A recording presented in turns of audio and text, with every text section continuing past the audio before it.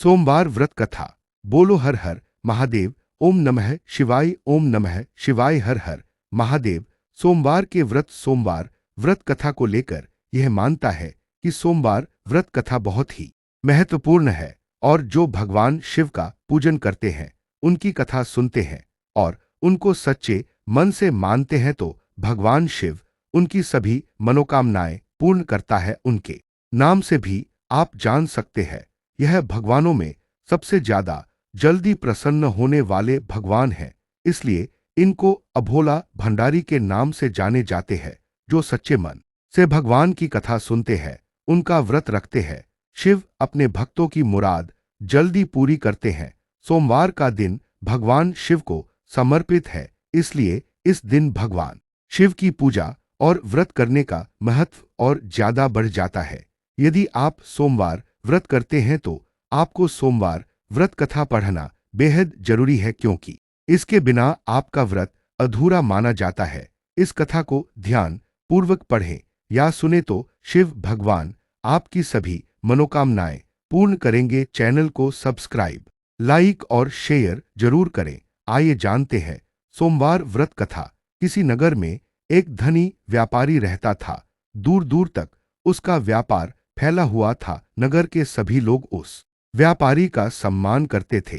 इतना सब कुछ संपन्न होने के बाद भी वह व्यापारी बहुत दुखी था, क्योंकि उसका कोई पुत्र नहीं था, जिस कारण अपने मृत्यु के पश्चात व्यापार के उत्तराधिकारी की चिंता उसे हमेशा सताती रहती थी। पुत्र प्राप्ति की इच्छा से व्यापारी प्रत्येक सोमवार भगवान शिव की व्रत पूजा किया करता था और शाम के समय शिव मंदिर में जाकर शिवजी के सामने घी का दीपक जलाया करता था। उसकी भक्ति देखकर मां पार्वती प्रसन्न हो गई और भगवान शिव से उस व्यापारी की मनोकामना पूर्ण करने का निवेदन किया।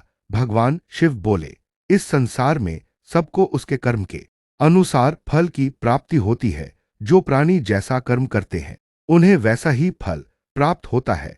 शिवजी द्वारा समझाने के बावजूद मां पार्वती नहीं मानी और उस व्यापारी की मनोकामना पूरी करने के लिए शिवजी से बार बार विनती करती रही। अंततः ने माता के आग्रह को देखकर भगवान भोलेनाथ को उस व्यापारी को पुत्र प्राप्ति का वरदान देना पड़ा। वरदान देने के पश्चात भोलेनाथ मां पार्वती से बोले, आपके आग्रह पर मैंने पुत्र प्राप्ति का वरदान तो दे दिया, परंतु इसका यह पुत्र 16 वर्ष से अधिक समय तक जीवित नहीं रहेगा।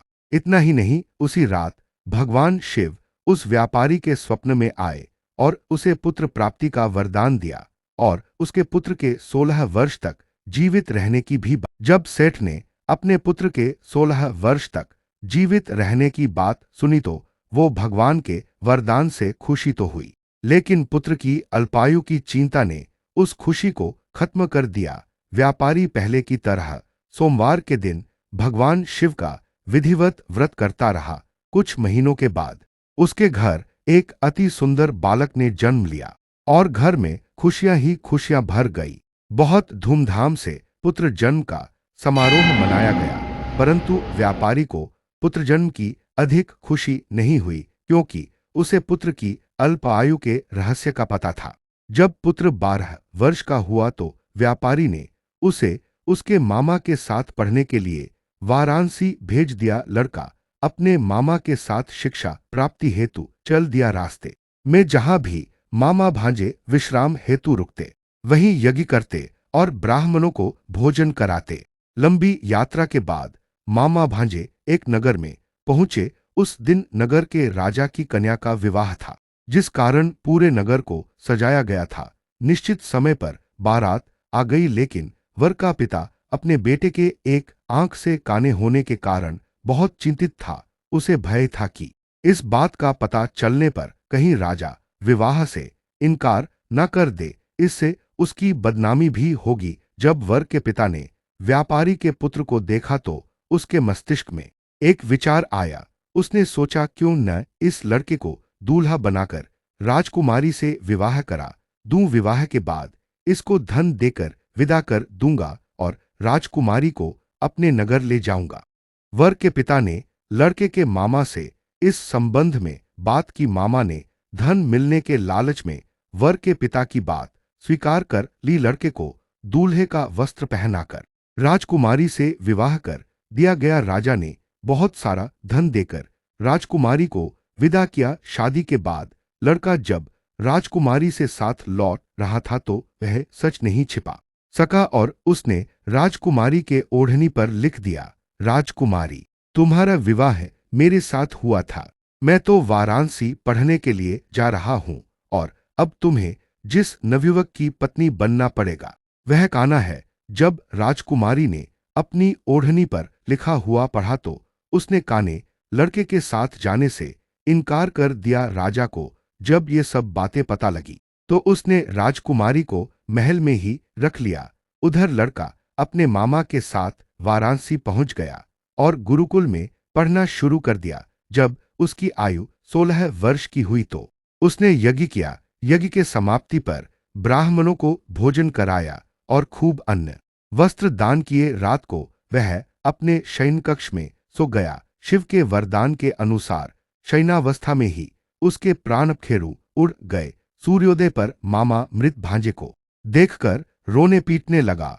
आसपास के लोग भी एकत्र होकर दुख प्रकट करने लगे। लड़के के मामा के रोने विलाप करने के स्वर समीप से गुजरते हुए भगवान शिव और माता पार्वती जी ने भी सुने।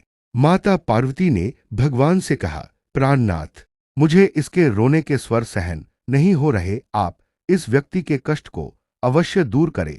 भगवान शिव ने माता पार्वती के साथ अदृश्य रूप में समीप जाकर देखा तो भोलेनाथ माता पार्वती से बोले, यह तो उसी व्यापारी का पुत्र है जिसे मैंने 16 वर्ष की आयु का वरदान दिया था। इसकी आयु पूरी हो गई है। मां पार्वती ने फिर भगवान शिव से निवेदन कर उस बालक को जीवन देने का आग्रह किया। माता पार्वती के आग्रह पर भगवान शिव ने उस लड़के को जीवित होने का वरदान दिया और कुछ ही पल में वह जीवित होकर उठ बैठा। शिक्षा समाप्त करके लड़का मामा के साथ अपने नगर की ओर चल दिया। दोनों चलते हुए उसी नगर में पहुंचे जहां उसका विवाह हुआ था। उस नगर में भी यज्ञ का आयोजन किया।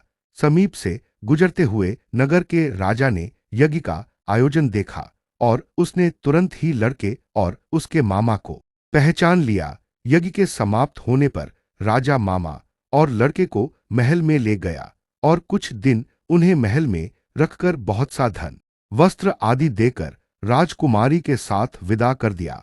इधर भूखे प्यासे रहकर व्यापारी और उसकी पत्नी बेटे की प्रतीक्षा कर रहे थे। उन्होंने प्रतिज्ञा कर रखी थी कि यदि उन्हें अपने बेटे की मृत्यु का समाचार मिला तो दोनों अपने प्राण त्याग देंगे। परंतु जैसे ही उसने बेटे के जीवित वापस लौटने का समाचार सुना तो वह अपनी पत्नी और मित्रों के साथ नगर के द्वार पर पहुंचा। अपने बेटे के विवाह का समाचार सुनकर पुत्रवधू राजकुमारी को देखकर उसकी खुशी का ठिकाना न रहा। उसी रात भगवान शिव ने व्यापारी के स्वप्न में आकर कहा, हे श्रेष्ठी, मैंने तेरे सोमवार के व्रत करने और व्रतकथा सुनने से प्रसन्न होकर तेरे पुत्र को लंबी आयु प्रदान की है। पुत्र की लंबी आयु जानकर व्यापारी बहुत प्रसन्न हुआ। शिव भक्त होने तथा सोमवार का व्रत करने से व्यापारी की सभी इच्छाएं पूर्ण हुईं। इसी प्रकार जो भक्त सोमवार का विधिवत व्रत करते हैं और व्रतकथा सुनते हैं उनकी सभी इच्छाएं पूरी होती हैं। बोलो श्री शिव शंकर भोलेनाथ की जय। एल श्री पार्वती की जय चैनल को सब्सक्राइब करें और अगर आपको यह कथाएं पसंद है तो कृपया शेयर, लाइक या कमेंट जरूर करें।